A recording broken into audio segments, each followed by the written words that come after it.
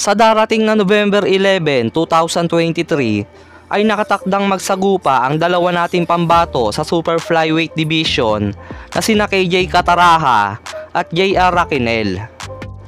Ang kanilang bakbakan ay gaganapin sa Nagoya, Japan, kung saan paglalabanan nila ang OPBF Super Flyweight title na hawak ngayon ni KJ Cataraha. Parehong world rated ang dalawa sa Super Flyweight Division. Si JR Raquinel ay kasalukuyang pang-7 sa rankings ng WBC sa Super Flyweight Division, pang-13 naman sa IBF at pang-12 sa WBO.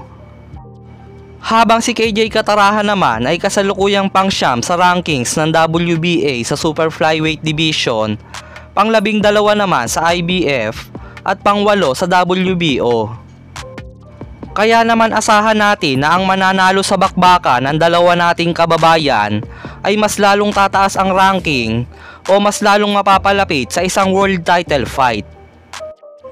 Si KJ Cataraha ay may kasalukuyang malinis na kartada na 16 wins, 0 loss at may 13 KO.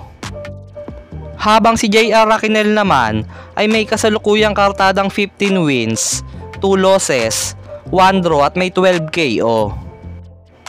Sino sa tingin nyo ang mananaig sa nalalapit na bakbakan ng dalawa nating kababayan? Samantala, may dalawang Pinoy boxers din na lalaban sa undercard ng bakbakang Cataraha versus Raquinel. Ito nga ay ang undefeated Pinoy boxer na si Ian Sampan, kung saan makakaharap niya ang Japanese boxer na si Koshin Takeshima sa isang 8 rounds lightweight bout.